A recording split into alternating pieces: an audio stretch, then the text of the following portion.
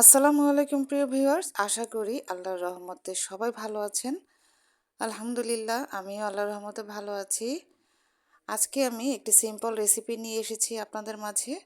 আমি বাসায় ডিম ভুনা করেছিলাম একদম সিম্পলি। তো আমি এটা কিভাবে করি সেটাই আপনাদের সাথে আজকে শেয়ার করব। আর এভাবে ভুনা করলে আমার কাছে খেতে অনেক ভালো লাগে, স্বাদ পাঁচ আমার ভালো লাগে না, এভাবেই ভালো লাগে। তো সেটাই আজকে আপনাদের সাথে একটু শেয়ার করছি।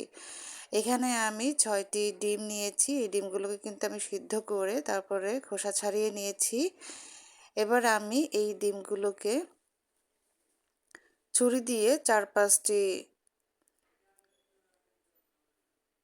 র্যাক করে নিব, অর্থাৎ একটু চিড়ে নেব সামান্য সামান্য করে, যেন তেলে ভেজে নিলে এটা না ফেটে চোখে আসে এবং মশলাপাতিও যেন খুব ভালো করে ঢুকে এটার ভিতর।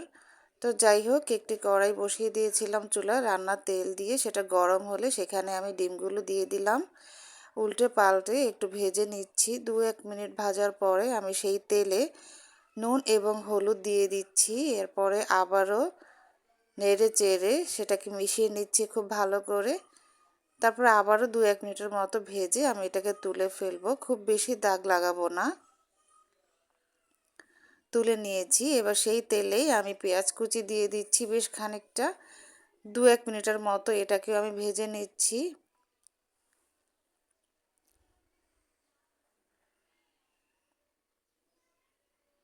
তারপর দিয়ে দিলাম টমেটো পেস্ট। এখানে একটা টমেটো আছে, আমি এটাকে একটু পেস্ট করে নিয়েছিলাম। তো 3-4 মিনিটের মতো এটাকে আমি একটু ভেজে নেব। আমার কাছে পেঁয়াজটা একটু নরম হয়ে আসলে তারপর মশলাপাতি দিলে ভালো লাগে। তো আমি এরপরে লবণ দিয়ে দিলাম।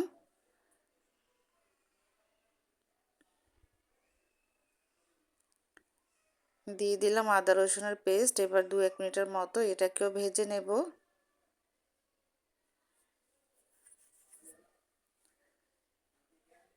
তারপর কাঁচামরিচ কুচি দিয়ে দিলাম 4-5টি, হলুদ গুঁড়ি, জিরার গুঁড়ি, ধনিয়া গুঁড়ি, মরিচের গুঁড়ি দিয়ে সামান্য একটু পানি দিলাম যেন মশলাটা পুড়ে না যায়। আবার 2-1 মিনিটের মতো কষিয়ে নেব।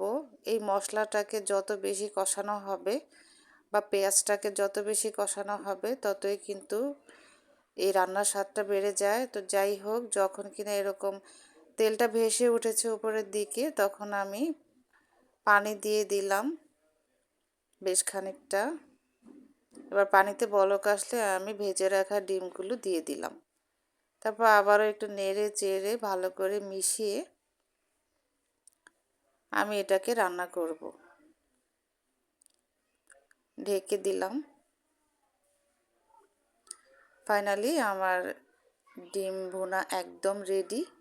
এবার আমি চুলাটাকে নিভিয়ে এটাকে সার্ভ করে নিব।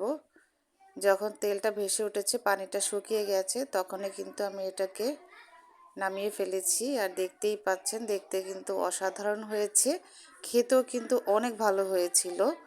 তো এই যে আমার সিম্পলি ডিম ভুনা রেসিপি, আশা করি ভালো লেগেছে। আল্লাহ হাফেজ।